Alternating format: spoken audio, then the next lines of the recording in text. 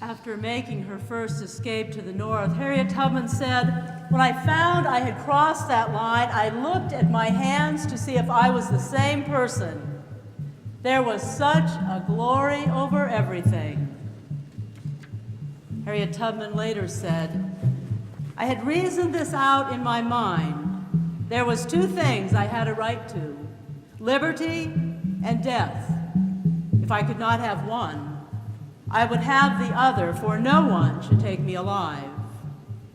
Now, if this amazing woman, who suffered from long-term debilitation after a severe beating, and now had made her escape, had decided simply to settle in the north, making a better life for herself, certainly no one could have faulted her.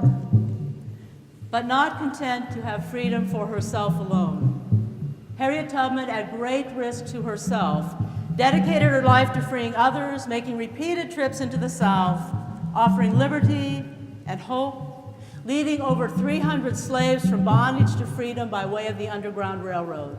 Women and men, family, people she knew, strangers to her. Her reputation spread so widely in the South. She was so hated, so threatening was she to the institution of slavery, that capture would have meant certain and brutal death at the hands of those who would have celebrated this death with great triumph. Then the Civil War found Harriet Tubman working with the Union Army in South Carolina as a nurse, laundress, but most importantly as a spy, knowing well the woods, the terrain, the paths, the hiding places, the most dangerous spots along the way.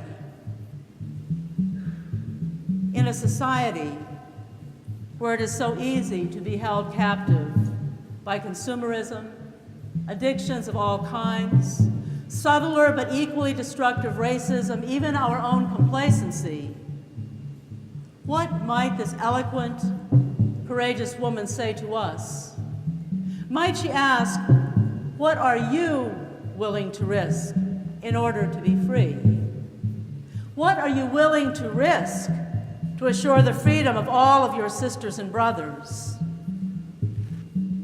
In a day when powers and principalities still rule, when bondage still exists in many forms, when human trafficking is real in our world and abuse and violence surround us, are we as committed to the freedom of the whole people of God as we are to our own comfort, our own sense of personal well-being?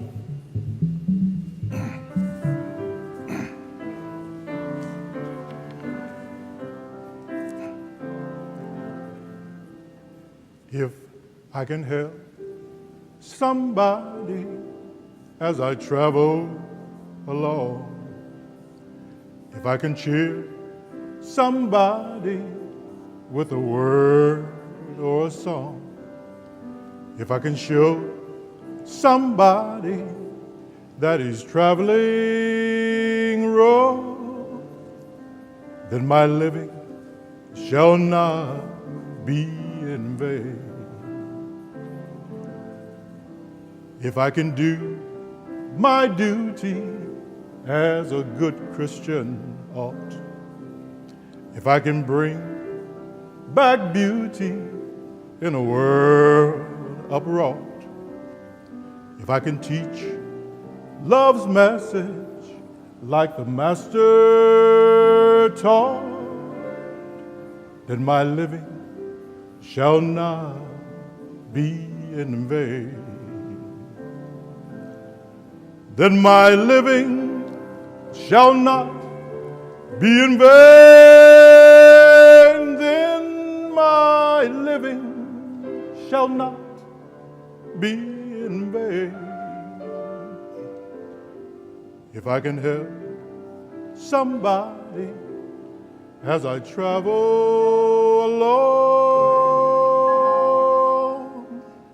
then my living shall not be in vain.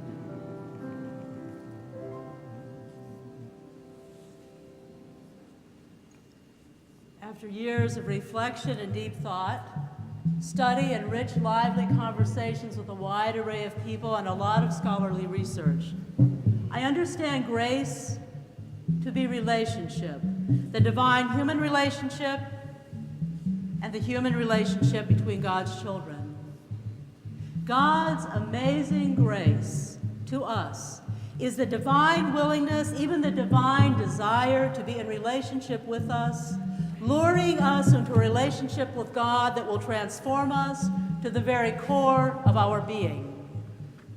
God keeping relationship with us no matter what. Nothing in all of creation able to separate us from the love of God. And as Christians, the living Christ calls us also to community with one another across socioeconomic, cultural, and ideological lines that so often divide the family of God. God's amazing grace, the awesome movement of spirit in our lives, draws us into relationship with one another, with all of our strengths and limitations, calling us to the hard work of keeping relationship, standing together, embracing diversity, being community, no matter what.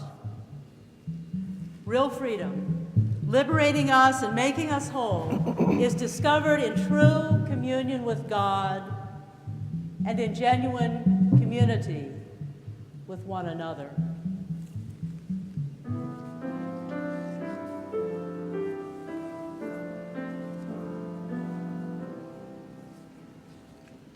Amazing grace shall always be my song of praise, for it was grace that bought my liberty. I do not know just why he came to love me so. He looked beyond my faults and saw my need. When I was lost, he gave to me a guiding hand to give me hope for reaching the promised land.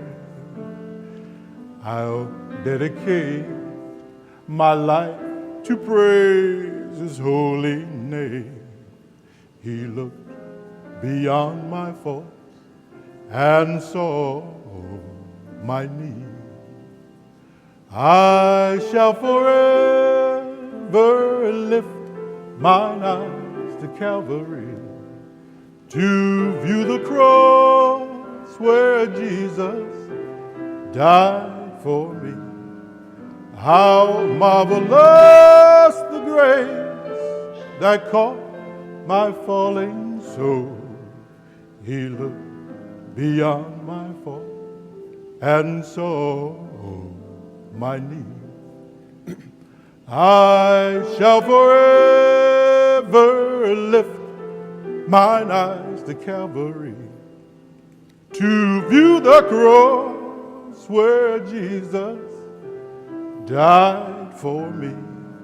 How marvelous the grace that caught my falling soul. He looked beyond my fault and saw. He looked beyond my fault and saw. He looked beyond my fault and saw my